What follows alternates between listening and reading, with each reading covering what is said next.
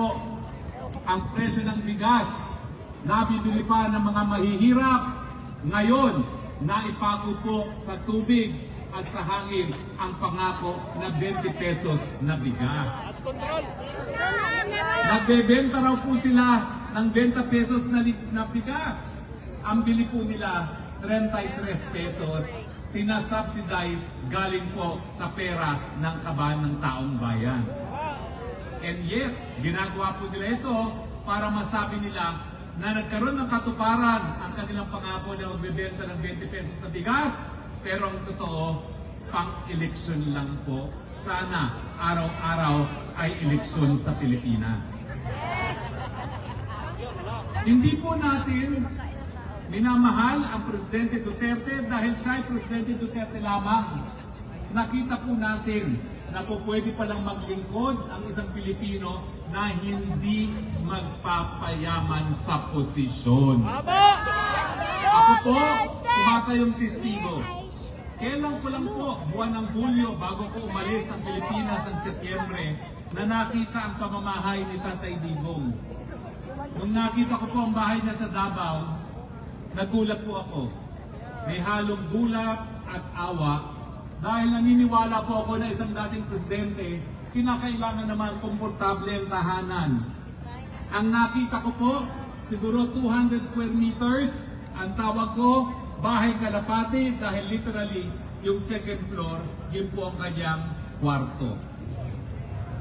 Ang balita ko po, maraming mga bilyonaryong pumunta sa kanyang tahanan at nagsabi sa kanyang aide, bumili kayo ng kahit isang bahay na gusto niya sa Forbes Park, sa Green Hills, sa Corinthian Gardens, ako magbabayad. Pero ang sabi ni Tatay Digong, hindi, dito po ako sa aking tahanan dahil ako po itong aking tahanan. Nagulat po talaga ako at medyo na-guilty dahil laking hamak na mangganda yung tahanan ko sa tahanan ni Tatay Digong na naging presidente na. Kaya nga po, nung siya'y kinidnap at dinala sa Dahig, dito po sa Dahig, napakadaming mga Pilipino ang lumabas sa kanilang mga tahanan at ngayon patuloy na nagpapakita sa kanilang pagmamahal kay Tatay Digong. At dahil po kasama po kayo dyan, maraming salamat po sa inyong lahat. Ang sabi po nila, pag-usapan natin ang pagiging leader. Well, yun nga po talaga ang issue. Lalong napamahal ang Tatay Digong nang nakita natin kung anong klaseng leader ang Dugong Marcos. Isa po ako sa mga nabudol. Ang sabi ko, yung kasalanan ng ama, hindi kasalanan ng anak. Yung pala po, genetic po talaga. Genetic sa kanila na magnakaw. Genetic sa kanila na manupil ng karapatang pantao. Genetic sa kanila na mag-party-party habang ang sabayan ng Pilipino ay naghihirap. Ngayon po, pinakamatindi ang pagkagutom mula nung panahon ng COVID. Ngayon po, 52% ang lahat ng Pilipino ay nagsasabi sila'y nakaranas ng kagutuman. Ang record po na pinakamataas na self-rated poverty, Disyembre ng nakalipas sa taon, 62%. And yet, ang tawag nila dyan, bagong Pilipinas, bagong pagkagutom. Malaki pong papel ang ginagampan ng mga Pilipino dito sa Europa. Dahil ako po, nung ako po ay nakapag-aral dito sa Inglaterra, ako po ay diabetiko at nagkaroon po ako ng karanasan dun sa universal healthcare na tinatawag. Nasyak ako nang ako'y kumuha ng gamot ko para sa diabetes, libre. Nung aking mga blood test, libre.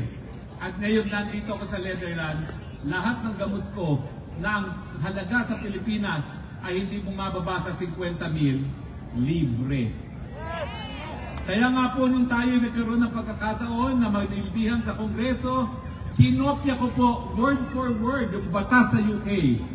Ang problema, yung staff ko tamad, hindi man lang pinalitan yung ministry ng Department of Health. Verbatim ang kanyang kinopya dun sa UK National Health Service Law. Ano pong nangyari? Well, naisabatas po natin ang universal healthcare, pero wala pong libreng gamot. Sa katunayan, dumating po yung kaibigan kong si Chris Schneider. Siya po isang missionary ang tawag ay missionaries ng Asia's to, servants to Asia's urban poor. At siya po nagsabi sa akin, bagamat meron ka ng universal healthcare law, wala man lang libreng glucophage, yung tabletas para sa diabetes sa siyudad ng Caloocan. Nagtataka po ako, bakit ganyan? Naisabatas na, wala pa rin yung libreng gamot. Ngayon po nalaman natin kung anong ginawa nila. Linipat pala nila ang pondo ng PhilHealth na kalaan para sa mga mahihirap, para hindi na mamatay dahil sa kahirapan, ipinondo sa mga tulay at sa kalsada kung saan kumikita sila ng tongpats na 50%. Yan po ang bagong Pilipinas. Ano pa po ang nangyari? Napakadami pong proyekto na itinigil na ngayon dahil ang sabi nila, proyekto yan ng Duterte administration. Ang build, ang sabi ng Marcos Jr., 5,500 flood control projects. Anong nangyari nung panahon ng tag-ulan? Lumangoy na palang lawa ang buong Metro Manila, daig pa ngayon ang Netherlands sa pagbaha. Yan po ang bagong Pilipinas. Kaya dun sa mga dayuhan na nagtataka kung bakit sa lahat ng putik na binato nila kay Duterte, bakit ang dami pa rin nagmamahal sa kanya? Dahil ng panahon po ni Duterte, nakita po namin ginamit ang pondo ng gobyerno para sa tunay na infrastruktura. At ako po, tumatayong testigo, pag meron palang amoy ng korupsyon, sibak.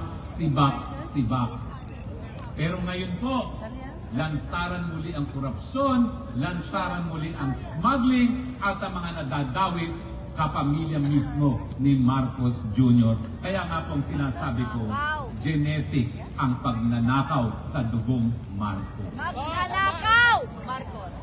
Ang papel niyo po, dahil kayo po nakatira dito sa Europa, alam niyo po na ang gobyerno dapat nagbibigay serbisyo sa mga mamamayan. Yung ating batas na kayo po ay nakikinabang din na universal healthcare, dapat mapatupad ng tama. Dapat lahat ng Pilipino libreng gamot, libreng paggamot, gaya ng naging kabahagi ng buhay ninyo dito sa Europa. Ang edukasyon dapat libre din para sa mga mamamayan. Isinulong na po natin ang libreng tuition sa state universities and colleges. Pero katotohanan po, wala naman tayong sapat na state universities and colleges para sa ating mga mag-aaral. Sinulong na po natin ang libreng irigasyon sa suporta ni Tatay Digong para sa mga maliliit na magsasaka. Ang problema, 50% lang po ng ating kabukiran ang merong patubig. Kinakailangan 100%. And yet, bagamat alam natin na hindi pa po tapos ang misyon para itaas ang antas sa kabuhayan ng mga Pilipino, ano pong nangyayari ngayon sa Pilipinas? Biyahe dito, biyahe doon, meron daw investments, wala naman tayong nakikitang kahit anong karagdagang trabaho, at bagamat sila ay nagyayabang na sangkatutak ang nangako mga kapital sa atin, patuloy po ang kawalan ng trabaho at kabuhayan. So ngayon po nagtitipon-tipon tayo, hindi lamang dahil dun sa tao na ang pangalan ay Rodi Duterte. Nagtitipon-tipon po tayo dahil nung minsan napatunayan natin na meron talagang po pwede palang maging presidente na maglilingkod ng tama, hindi magnanakaw, magbibigay ng kapayapaan, at nagbigay ng bagong diskubring dangal sa lahat ng Pilipino. Ngayon po tayo taas noo na nagsasabi, kami ay Pilipino.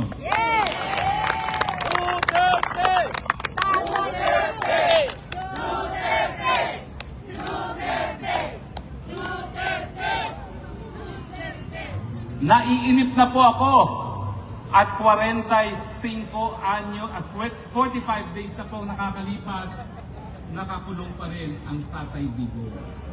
Kaya nga po ngayon, nag-iisip na ako ng kakaibang mga remedyo Kayo po dito sa Europa at Netherlands, kayo po ay kinagagalak niyong sabihin, kayo ang bastion ng karapatang pantao. Pero bakit ang Tatay Digong kinidnap para madala sa ICC, hindi sinunod ang Rome Statute na dapat iharap muna sa hukumang lokal na magarantiya ang kanyang karapatang pantao? Bakit hanggang ngayon nakakulong pa rin sa kulungan ng Netherlands? Bring him home! Bring him home! Bring him home! Bring him home!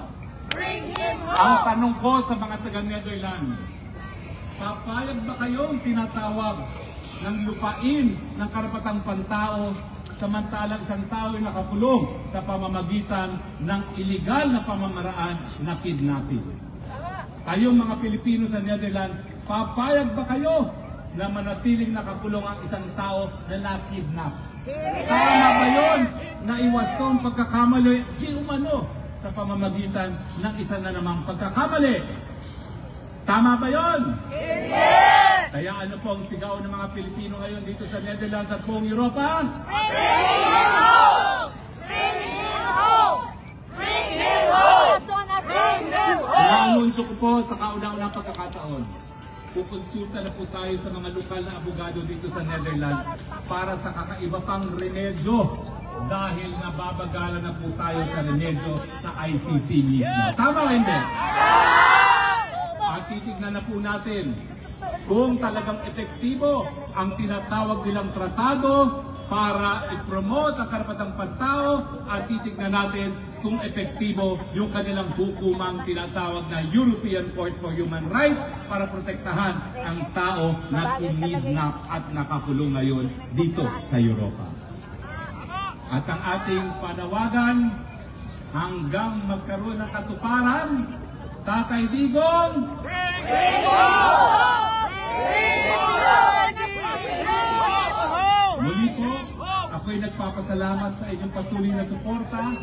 Kayo pong nagbibigay lakas kay Tatay Digong na harapin itong pagsubok nito. At sa tingin ko po sa ating paninindigan, mangyayari rin ang ating sigaw, Bring Tatay Digong home. Maraming salamat po!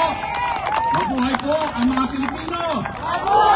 Mabuhay po si Tatay Digong! At mabuhay po ang susunod na presidente. Sino po yan? Ang tanong, antay pa ba kayo ng 2028? O sino gusto niyo maging presidente bago pa ang 2028?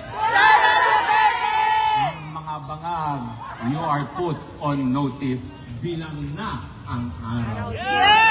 Maraming salamat po.